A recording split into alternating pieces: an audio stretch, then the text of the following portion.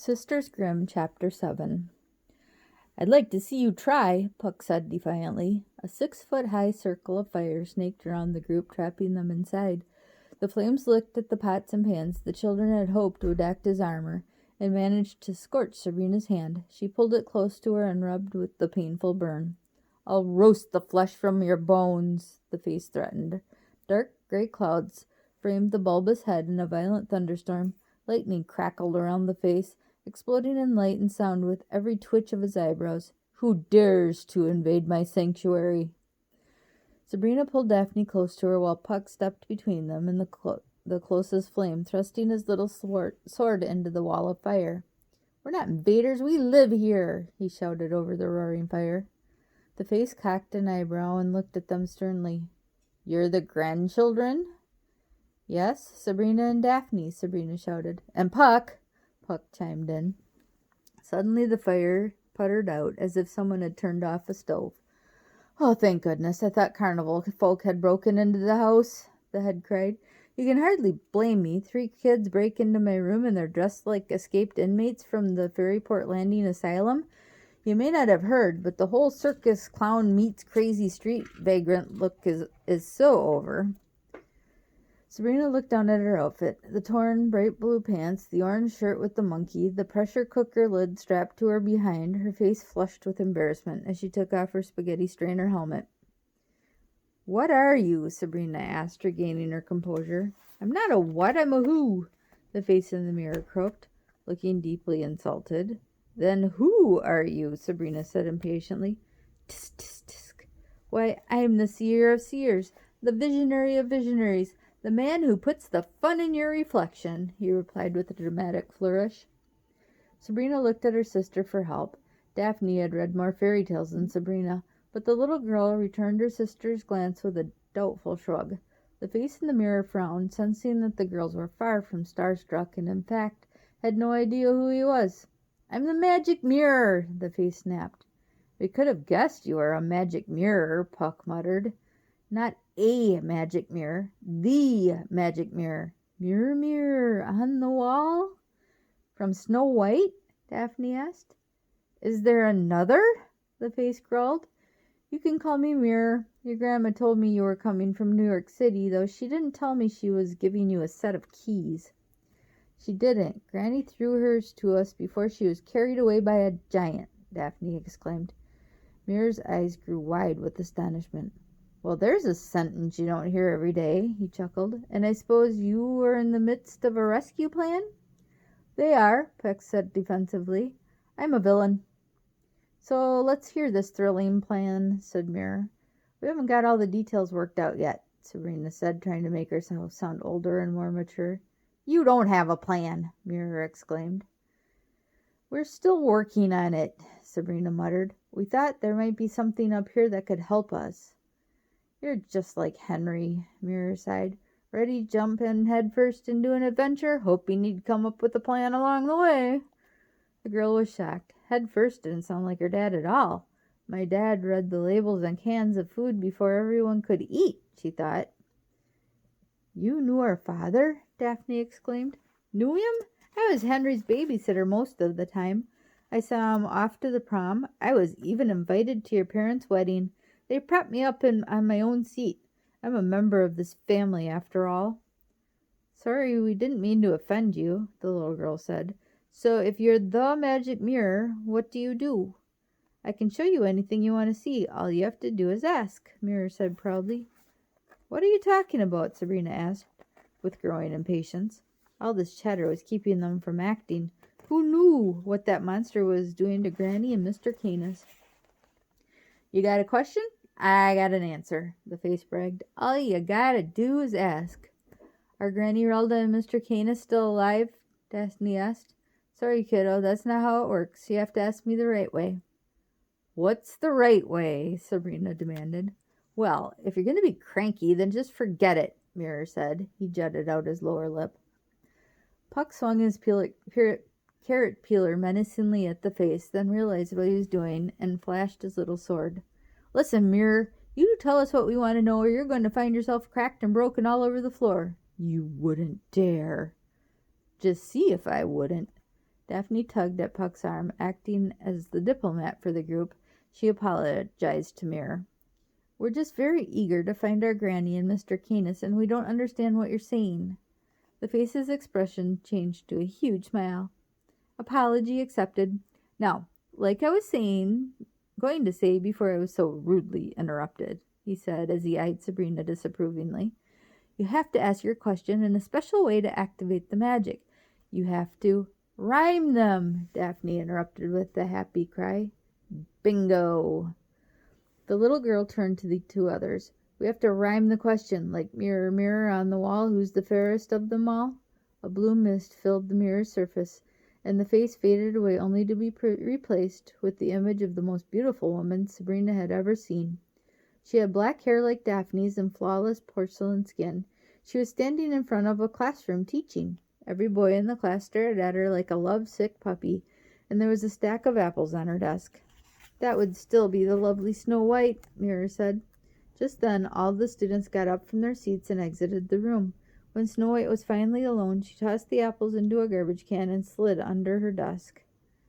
"Okay, how about this?" Sabrina said. "Mirror, mirror in a beehive, is Granny Relda still alive?" The man in the mirror's face reappeared, and he was frowning. "In a beehive? All you said was it had to rhyme. You didn't say it had to make sense." "Very well," said the face, and the blue mist returned. "Your grandmother is alive and well for now." "Where is she?" Daphne asked. "Uh-oh, one question at a time, and that one didn't rhyme anyway." "Mirror, mirror, we're just kids. Can you show us where our grandma is?" Puck chimed in. "Sorry, that doesn't technically rhyme," Mirror argued. "It's close enough," the children shouted. Mirror frowned, but misted over, and suddenly Granny and Mr. Canis appeared in the reflection. They were climbing on top of their car, which was enclosed in what could only be described as a giant bag. Mr. Canis pulled the fabric down, and the two of them looked over the edge. They were still in the giant's shirt pocket. "They're alive," Daphne sighed with relief as the image zoomed out to show the giant. The ugly brute was asleep, lounging against a large rock outcropping. "He's up in the mountains," Puck said. "You've probably tossed kids off of that very cliff," Sabrina commented. "A few," Puck agreed, making Sabrina wonder if he was serious. "Look at the size of that beast. I'm gonna need a bigger sword." "We'll come with you," Daphne said. "You aren't going anywhere," the boy replied. "The last thing I need is a couple of girls bawling while I fight the giant. You two are staying here." "What are we supposed to do while that's happening?" Sabrina asked. "Woman's work. You can clean up that mess in the dining room." "Woman's work?" the girls cried. "Oh, you've said it now," Mirror warned Puck. "If anyone's going up there, it's me," Sabrina declared. "I can't expect some smelly kid who lives in the woods to save my grandmother. You couldn't even push me into a pool. You stay here and keep an eye on Daphne," she commanded. "Keep an eye on Daphne?" Daphne repeated indignantly. "I'm not staying here. She's my granny, too."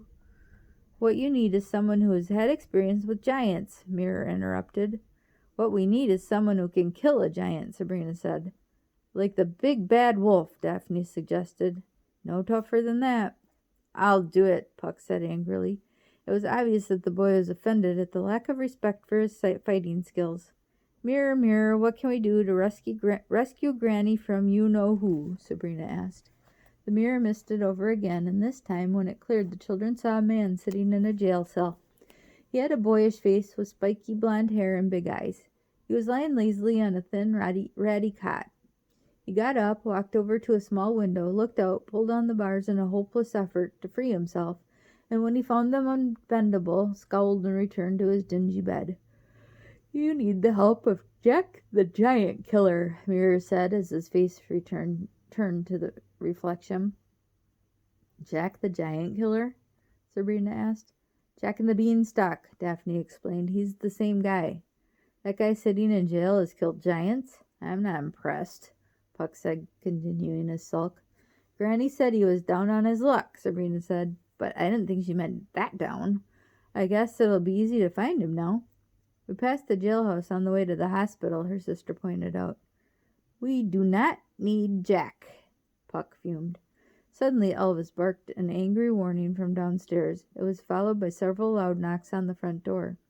"Who's that?" Sabrina whispered. "Mirror, mirror, one question more. Who's that knocking on our door?" Daphne asked. "Now you're getting the hang of it," Mirror said as his face misted over. Outside the house, 2 police cars were parked in the driveway. "It seems as if the local authorities have arrived." "Hampstead's here," Sabrina said as the image revealed the fat sheriff's hoisting up a new pair of pants in between angry knocks on the front door. An equally plump deputy with a thick handlebar mustache gestured for Hampstead to walk around the house, and together they did, revealing pink curly tails sticking out of the backs of their baggy slacks. "He brought friends," Daphne said as the image blurred, then reappeared from another angle. Another equally round deputy with a shock of bright white hair tucked under his hat walked along the side of the house, trying to find an open window. When he got to the dining room window, he placed his face against it to peer in, only to fall over backward when Elvis lunged at him from the other side. The terrified deputy transformed into a pig, but changed back once he calmed down. "Fairport's finest, Sheriff Hampstead and his dim-witted deputies, Swinehart and Borman," said Mirror. "I can't believe the 3 little pigs are working for the bad guy," Daphne said. "I can't believe anyone still calls them 3 little pigs," Mirror tittered. "That trio has been tipping the scales for as long as I can remember." "Look at them. They're no match for us. Why, I could take the 3 of them myself," Puck said so excitedly that his wings appeared as he flew off the floor. Sabrina pulled him back down by his sweatshirt sleeve. "Ladies, this is the police. Open the door," the sheriff demanded through a megaphone in a tinny amplified voice. "We can stay out here all night if we have to." "What do we do?" Daphne asked. "Nothing. They can't get in here," Puck replied. "But we can't get out. We're trapped," Sabrina said, worried. "What is this nonsense I'm hearing from you?" Mirror said. "You 2 are Grimms. Performing the impossible is what you do. Do you think your family could have survived this long with ogres and monsters running around if they couldn't find a way out of their own house?" "Okay, you're so smart. You tell us what to do," Sabrina snapped. "We came up here because we're looking for some help. Now there are cops outside who want to arrest us and worse, who are keeping us trapped in here so we can't get out and save our grandmother and her best friend, who've been kidnapped by a giant." "You're asking for my help?" "Yes. Do we have to rhyme that too?" "Not at all. Ask my little wardrobe challenge friends and you shall receive," the face said. "I need your keys." "What? Why?" Sabrina said. "Do you want some help or not? Give me the keys." The reflection warped and a portion of the mirror's surface grew outward as if someone was blowing a bubble from the other side. It pushed out further and further, causing the reflection to shimmer and ripple until a hand was thrust through. Even Puck seemed unsettled by what he was seeing. "Come on, girl, I don't have all night," Mirror complained. Sabrina put the keys into the hand and it disappeared into the bubble. "I'll be right back," the face said as it vanished, and the surface of the mirror flattened, returning to normal. After several minutes, the face reappeared. "I've got just the thing for you," Mirror said with a smile. Again, the surface of the glass rippled, and this time a dusty, rolled-up carpet came through. Once it completely broke in the surface, the carpet fell to the ground where it unrolled before them. Dazzling burgundy and gold threads formed an intricate pattern of symbols, moons, stars, flowers, sickles, and triangles, which seemed to shimmer as if they were woven from precious metal. Golden rope tassels hung from the carpet's edges. Sabrina thought it was the most beautiful rug she had ever seen. "What's this?" Daphne said, stepping on the carpet. Suddenly it lifted off the floor and hovered in the air. The movement was so quick that Daphne fell onto her backside. "It flies!" "Just a little thing your grandpa picked up during a trip to the Middle East. Maybe you've heard of Aladdin?" Mirror said proudly. "This is his flying carpet. Thought it might be the best thing for your little rescue mission. Just tell it the location of where you want to go, and it'll get you there, even if you don't know how to get there yourself." "How do I make it go down?" Daphne asked, giggling. But no sooner had the question left her lips than the carpet fell to the ground, causing Daphne's armor to clang on the floor. "When you're finished with it, I expect you to return it," said Mirror sternly as Granny's keys came back through the surface and fell to the ground. Sabrina picked them up. "But how are we going to get out of the house?" Sabrina asked. "Listen, cowgirl, I can't do it all for you. From what I hear, you're quite the expert at being sneaky. I suggest you cause a diversion, Mirror said. With what? I don't know. What could possibly distract 3 pigs enough so that you could get away? Sabrina thought for a moment and then grinned. I know exactly what to do. The girls carried the carpet down the stairs and into the kitchen, where they laid it on the floor. They removed their armor, and Sabrina opened the refrigerator. Granny's odd and abundant cooking filled the shelves. It would take an army to eat it all. The girls pulled out pies, cakes, oddly colored fruits, and several things Sabrina couldn't identify, and tossed them onto the carpet. Elvis sat by, drooling with hunger, obviously wondering what they were doing. Is this enough? Daphne asked. I hope so, Sabrina answered. Carpet up! The carpet rose to her waist and hovered next to her. Come, she commanded, and the carpet followed them as they walked to the front door. Daphne peeked out the window. They're sitting on the hoods of their squad cars, she said. Puck, are you ready? The boy entered the foyer. He had finished taking off the last of his own kitchen gear and now pulled a small flute from his sweatshirt pocket. You don't have to ask the trickster king if he's ready, he said arrogantly. I'm ready, Daphne said to Sabrina. But are you sure about this? The police are after us. Do you think going to the jailhouse is the smartest thing? I don't see any other way, Sabrina said as she opened up the front door. Hampstead scrambled off the car hood. Finally, you two've come to your senses, he said as he and his deputies approached the house. Sabrina looked down at the carpet full of food hovering next to them. Carpet, go to the policeman, she said. The carpet rose into the air and floated gently toward Hampstead and his men, and as it got closer, it began to have the effect Sabrina had hoped for. Food! One of the deputies squealed as the car stopped at their feet. The smell of the cakes and pies sent a change through the 2 men, and soon both were in pig form, rooting wildly through the banquet the girls had built on the rug.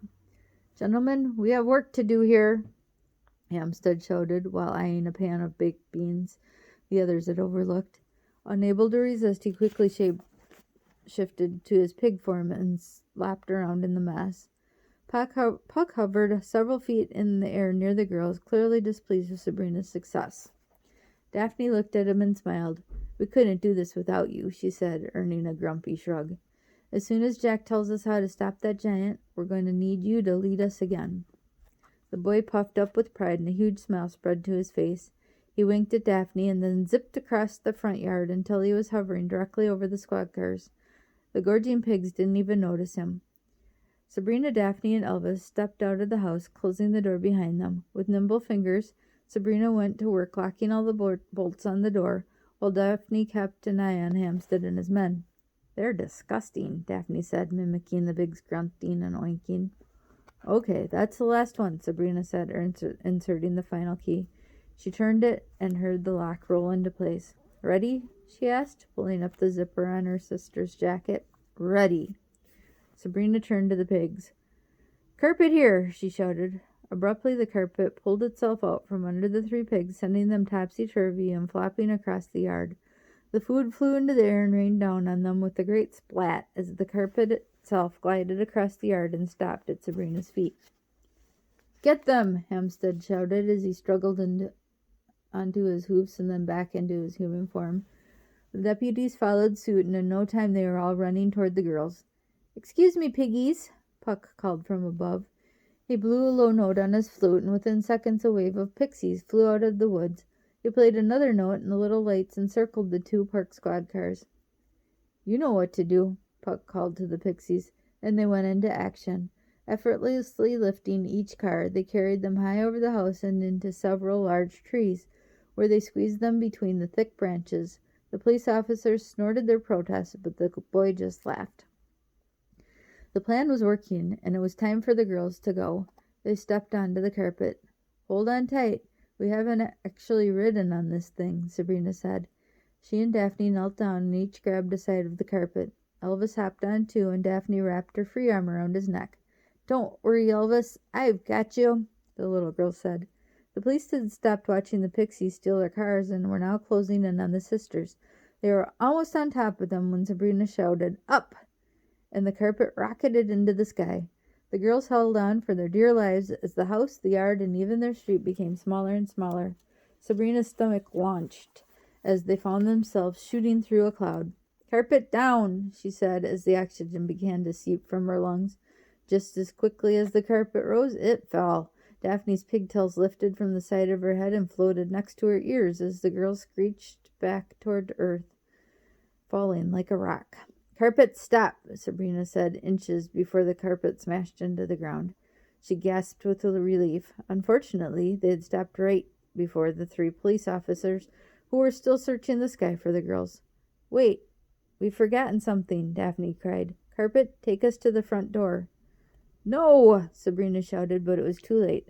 The magic carpet zipped off again, this time plowing into the group of portly police and knocking them down like bowling pins. "What are you doing?" she demanded as the carpet screeched to a halt at the door of Granny's house.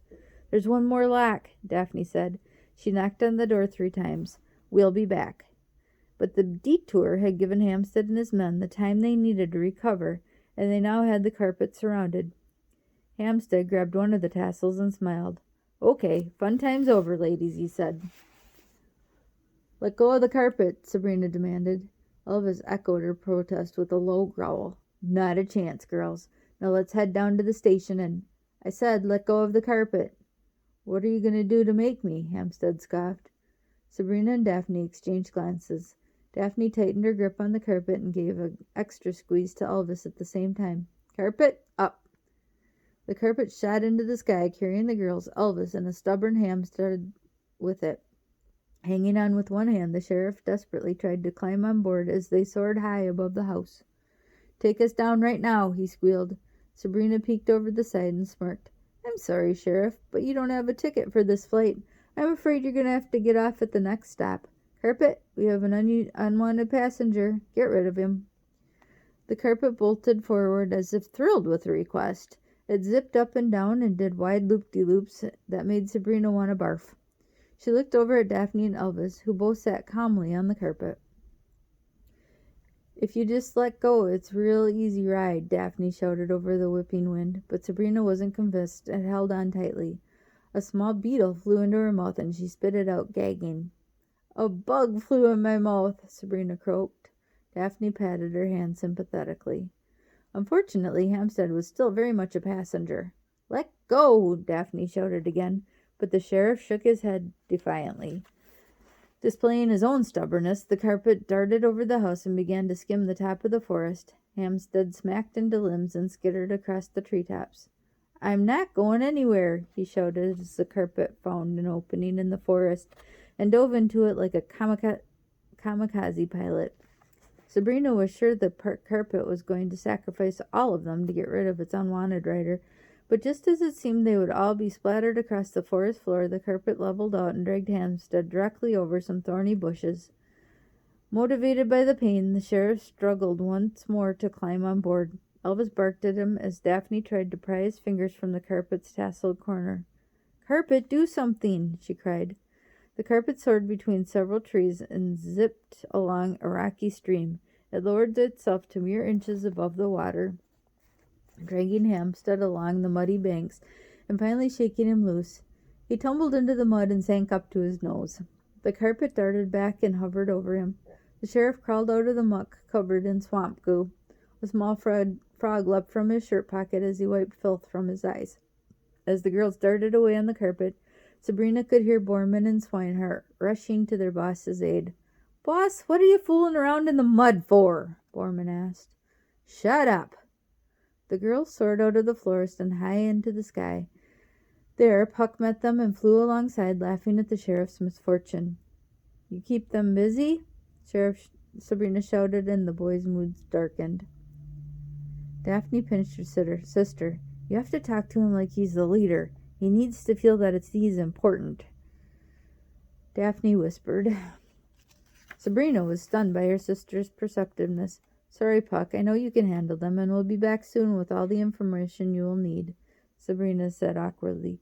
"We know you could kill the giant yourself right now, but a little insider information never hurts." Again, Puck puffed up with pride. Of course, probably a waste of time, but, who knows. "By the way, there's one more cop you have to deal with when you get there." "Who?" Daphne asked. "A nervous little man named Ichabod Crane." Not the guy from Sleepy Hollow, Sabrina said. That's him. Since he's nearly lost his head, he gave up teaching and became a cop. I guess his idea is that he's safer if he's around the police. He shouldn't be too much of a problem, Puck said, turning in midair and soaring away. How did you know that we could get him to do whatever we want if we pretend he's in charge? Sabrina asked Daphne. It's what I do with you, the little girl replied. You two are exactly the same. Carpet, take us to Jack, Sabrina said after she had stuck her tongue out at her sister. The carpet darted on and glided over the little town.